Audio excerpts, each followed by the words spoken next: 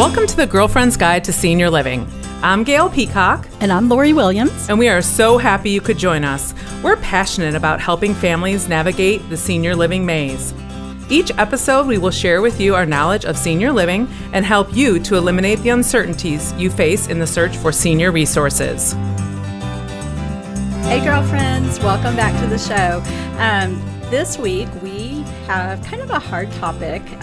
It's not a friendly, fun topic that anyone likes to have. So we're going to be talking about when it's time to give up driving and having that conversation. So since it's such a tough conversation, we want to add a little humor to it. So we found this little comic. Gail's going to read it. How do you know when it's time to give up driving? When your dog has this look on his face. He is womp, womp, womp. He looks a little frightened. So just wanted to add a little humor because this is a tough topic, but we're going to cover it and give you some great tips. Taking the keys away is hard for men and women, but it's especially tough on the men. They equate driving with being the man of the house, the provider, and we're taking away their independence. That's how they see it.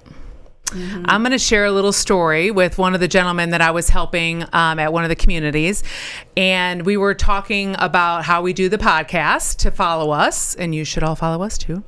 And I said that we were doing a show on sometimes having the conversation about not driving because a lot of people, it's not safe anymore. Mm-hmm. And he freaked out. And he is like, well, that's my manhood. Hence how we got this information. And he said, that's all I have. I drive my woman. I open her door.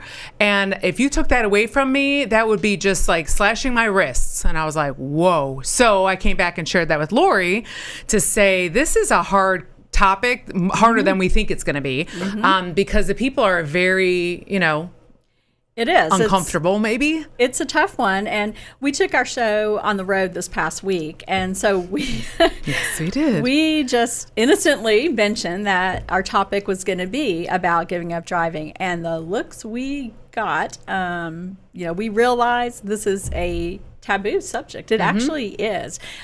People don't want to talk about it. They don't want to face the thought of having to give up driving. And so that's why, we felt this was a really important topic to talk about. So y'all don't get mad at us. Yes. Don't turn it off. Just keep watching. We've got some good tips for you. So stay with us. Definitely. Hesitation to have this conversation about no longer driving is normal, definitely. But ignoring it can be a recipe for disaster. So we want to go back to the 3 A's that we've talked about in many different shows, which is becoming aware, acknowledge, and action. Yep. And so first, some facts, and the good news is there is some good news. We're going to start with good news, okay? The good news is senior drivers tend to be safer than other age groups, and they're safer because they use their seat belts. They tend to drive the speed limit. They don't drink and drive. But the problem is that as we are older, our bodies are older, we're more vulnerable to injury. So unfortunately, when a senior's in a car accident, it could lead to death because of vulnerabilities. And again, if they're hospitalized, they have underlying other issues, maybe diabetes, heart disease, things like that make it harder to heal from the injuries. So very interesting. Yeah. This fact we thought was something that makes us go, With the exception of teen drivers, seniors have the highest crash death rate per mile driven, even though they drive fewer miles than the young people. So think about that. Yeah, they're going a smaller distance. And I think, too, it's that whole thing of you're comfortable in driving your neighborhood. So you know that you're going to stop and there's not going to be a car there. Your comfort zone. So they stay within their comfort zone, but yet they're slower to react to everything that's around them. And that we all need to think about that. That's kind of amazing fact there. Although Americans are healthier and living longer than ever before, seniors are outliving their ability to drive safely for about an average of 7 to 10 years. So they should have given up driving 7 to 10 years ago, but they're still driving. Because they're living to 90s, and in the past, they were only living to 80s. So think about the 90-year-olds, God love you, that are still driving and honking that horn. Exactly. So here's also an interesting statistic from AARP, and I'm going to have to read this one to you because it's numbers. So, but it's good stuff. So in 2009, 33 million licensed drivers were over the age of 65. And that was a 20% increase from 1999. But get this, by the year 2030, 70 million Americans in the U.S. will be over age 65. 70 million, and 85 to 90% of them will be licensed to drive. And guess who will be one? And whoop, whoop, her, not me. I'll be one, and I'm already not the She's greatest in those driver. statistics there. Yes. So, I mean, that's that was one of those things that made me, I had to read it a couple times, and I read it to my husband, and we were both like, wow, okay.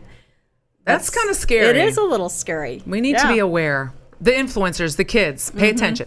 The first thing we must do to become aware of any problems is being aware of what the questions are that we should be asking, what we're seeing. And here are some of the things that we need to look out for. So issues with memory and decision making, range of motion and your reaction time, hearing and vision issues, prescription drugs that have different side effects, and then observations from your family and friends, what they're seeing from afar. Okay, and so we put memory and decision making first because that is a 911 situation. So yes, if you have a family member with dementia, you can't be like, oh, dad still likes to take the car and drive around the corner, because that is, again, 911. And I'm going to share a story with y'all, and it's not a happy story, it's a sad story, and it's one that has stuck with me. Several years ago, I was helping a very nice gentleman. He was an only child, and his parents lived in the country. His father had dementia. He had, I'd say, probably moderate towards advanced dementia. I mean, he really should not have been home. Definitely should not have been driving. Yes. But they were happy in their house out in the country, and his wife was his caretaker, but she didn't drive, and she deferred to him, as older couples will. He did the driving.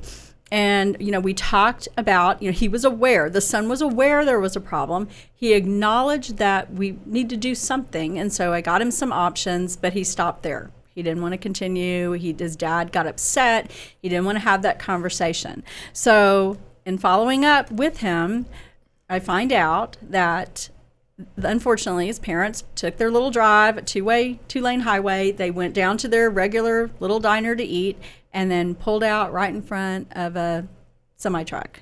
They were killed instantly. And, the guilt that I'm sure the son must feel, for that, because, he knew there was an issue. And then the guilt of the truck driver, and we had talked about this. This man's an innocent in this. There was no way he could stop. Someone pulled out right in front of him. So, that is a 911. Again, we're going to show the 911. That is a 911 situation.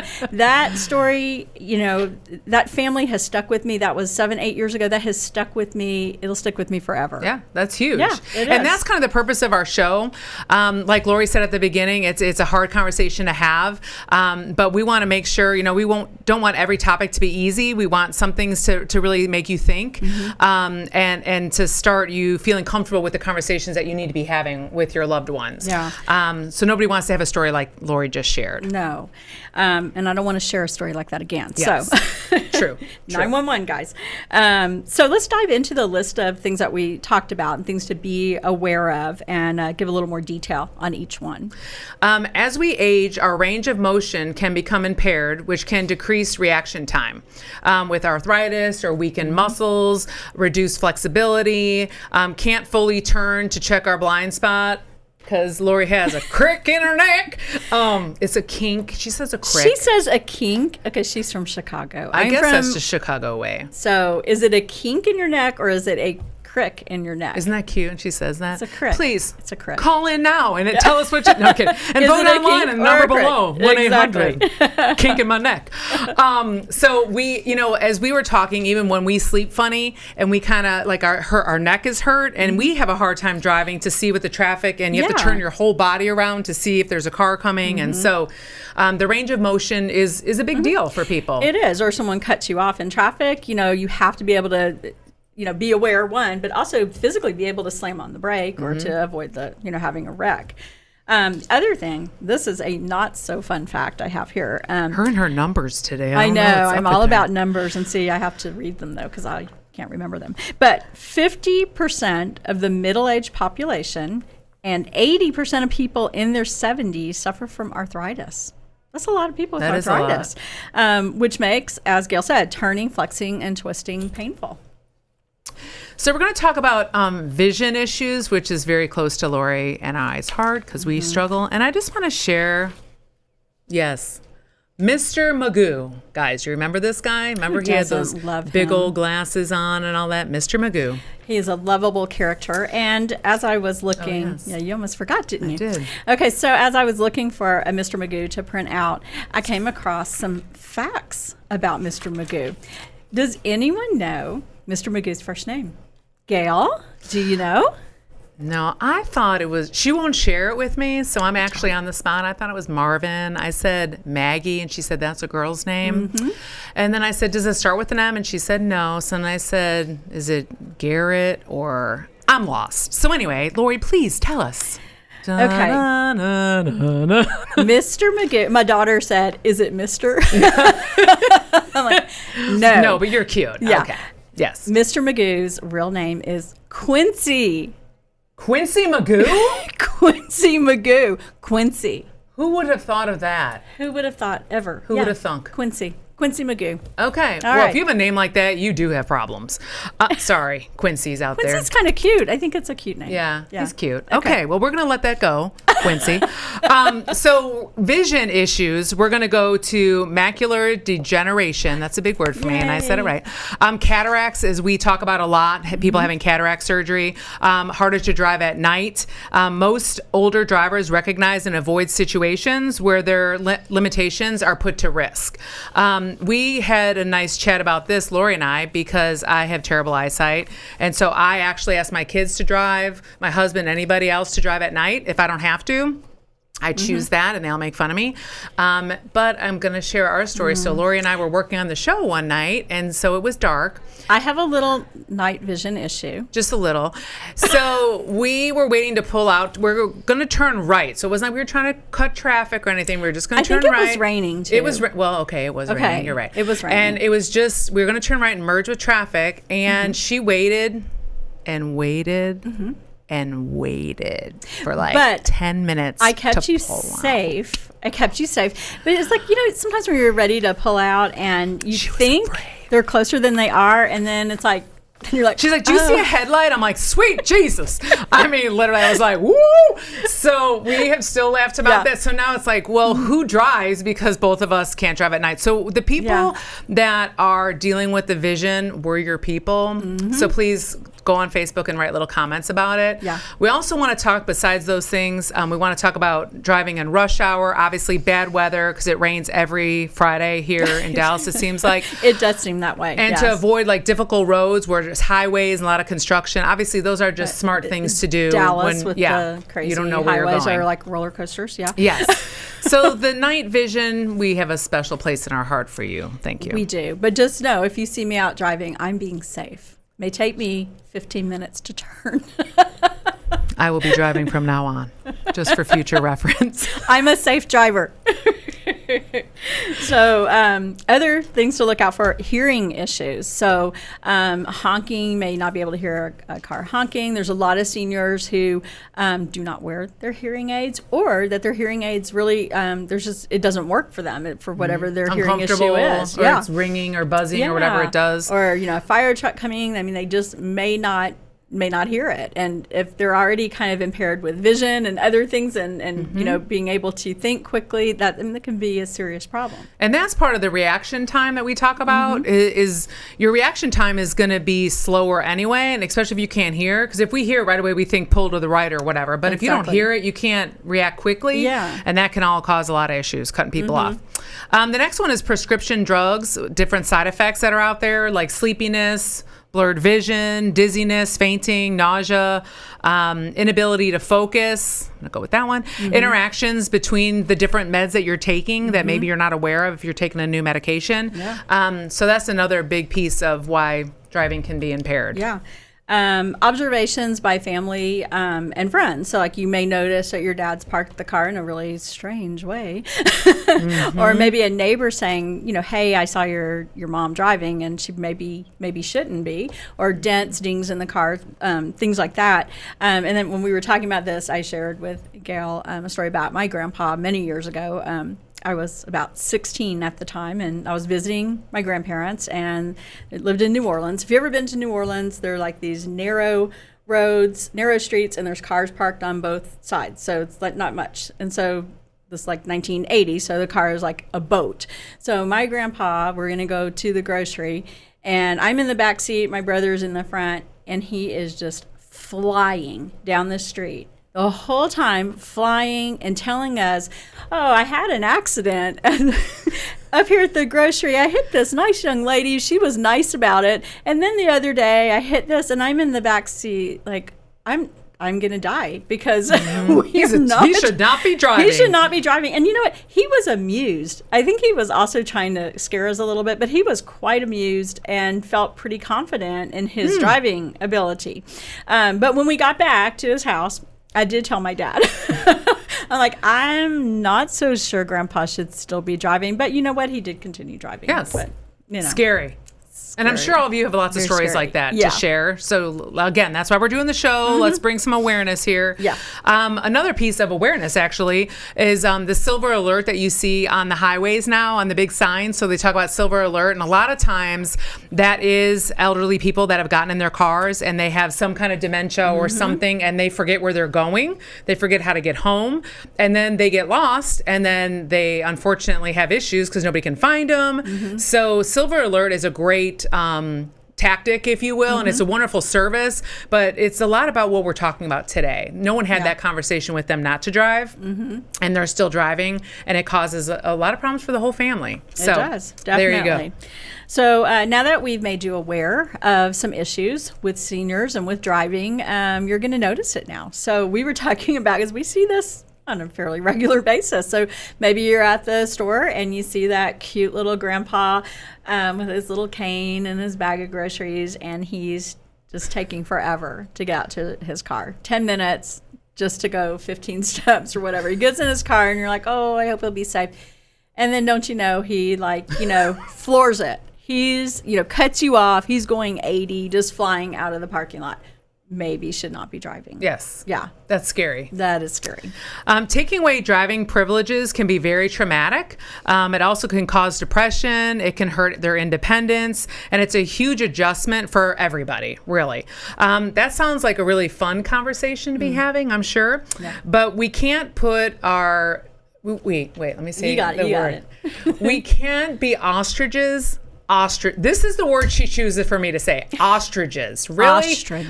Ostrich, only one, head in the sand, right? So we can't put our head in the sand and act like it's not happening. We need to become aware and put some plans in place to make everybody safe in our surroundings. Exactly. And, back to my awful story, this was a nice man, a very nice son, wanted to do the right thing, obviously did not want this to happen to his parents, but, he was aware. He acknowledged, we came up with a plan, but where he stopped was taking action. And, I don't know, maybe he didn't take action because he didn't want to upset his dad, which is a lot of the times people don't want to be in that position where they're telling their dad what to do. He's your dad, you don't want to have to tell him, whatever the case may be. But this is what's happened, and the other people suffered because of that. The truck driver, and the community. So I mean, it's a very sad story. So we cannot be ostriches. See, she said it just fine. Ostriches. Yes. Show off. We aren't going to leave you hanging because that's not what we do. We have some ways for you to start the conversation with your mom, your dad, or whoever that you're concerned about driving. So here we go. Let's see what it says. I'm so excited. State that you're concerned or worried about things that you've become aware of.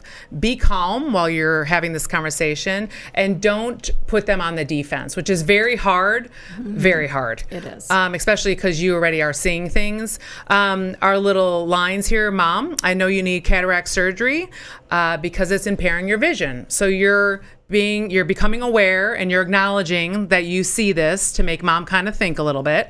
Dad, I've noticed things in the car, so what's going on? They're conversational questions versus coming across and saying, we're taking the keys away, you can't drive anymore, and putting them on the defense. You want to be conversational, not confrontational. Oh, yeah. I just came up with that. Some big words, right? But yeah, you're going to have these conversations over and over. It's not going to be a one-time, hey, Dad, I think maybe it's time to stop driving. That's not going to get you You're going to have several conversations. You're going to have to remain calm. It's an emotional thing. You don't want to antagonize, your parents. You want to just be factual and come up with solutions, and just try to, get them on board with what's happening. And part of finding solutions, that's your homework to do. Obviously, we have Uber now, and some people are comfortable with it, and some people aren't. That's a previous episode if you want to check that conversation out. And obviously your friends, as I say, I always used to drive. And so maybe this is the time where you switch it and turn to say, why don't you drive going forward or something? So you can still enjoy your friends, but it's not all about you driving. Or obviously family, getting family involved to help pick up where they can maybe drop you off or be part of more family time so that they don't have to worry about driving to a specific location. Yeah. And then one that I've, over the years, really is very effective. You have to get a professional involved. So just take it off of you. You go to the doctor, to the eye doctor, and you make them the bad guy, where they're the one who says, you can no longer drive. And then they're the bad guy. You're not the bad guy. And then you can hear your dad say, that quack of a doctor. Thinks I can't drive. I've heard those words. Yes. That quack of a doctor doesn't know what he's saying. He said, I can't drive. Oh, did he really? Oh, that's too bad. But you know what? Yes. And you're secretly going, yes. And then you can be the solution, and you can be the, You're white the knight, if you will. Yes. Because you're the one that's going to try to make a plan and make it work for you. Absolutely. Definitely. So our last spot is action, right? So we've become aware. We're acknowledging what's happening. So we've acknowledged the issue, and now we're going to take action. And that is a huge part that we cannot back down on. Action is the cream of the crop there. And when it's time, you need to take the last step and take action. Yeah, you're going to stay calm. You are going to be strong and, do this. You're not only doing this for the safety of your family, the safety of the community as well. And if you have to, take the car away, or you can disable it. And there's lots of white lies storytelling, as I say to my children, that you can do so that it almost makes it where the car is not working. Yeah. So that can be an answer as well. Or always get the doctor involved. That's actually, I think that's a great one. Best. I like doing that. I think that's a good one too. So, if you have a specific question related to this, maybe you have a family member who needs to stop driving, maybe you just need to vent, you just need some resources, please reach out to us. And we do have a Facebook page, which is a Girlfriend's Guide to Senior Living, and you should be following us, liking and following us. We post every day. We post a lot of great stuff out there. We'll have more links about driving and just some really interesting studies that have been done about seniors and driving. So, definitely check it out. Go see our Facebook page. Yeah. Thanks for tuning in. We appreciate you. Hopefully this was helpful. And if you need any more counseling or, a little bit of, we're your girls. So we look forward to seeing you next time. Thanks. Bye. Thank you for tuning in today. We hope you enjoyed this episode. As your girlfriends, we'd love to hear from you. Each episode will feature new questions. Don't keep it a secret. Share us with your friends. We're on Facebook, YouTube, podcast platforms, and even in your Alexa. See you.